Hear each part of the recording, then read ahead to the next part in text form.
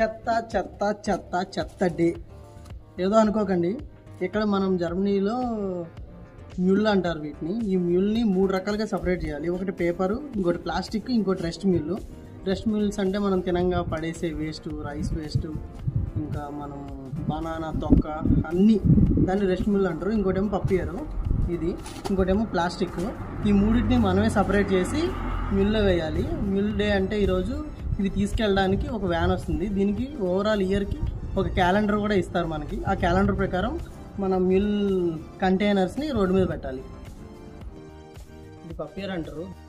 ఇది గ్రీన్ ఉంది కదా, గ్రీన్ అంటే పేపర్కి సంబంధించిన మొత్తం గ్రీన్లో వేయాలి.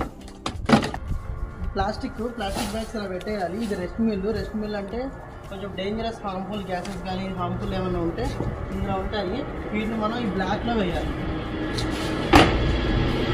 స్టార్టింగ్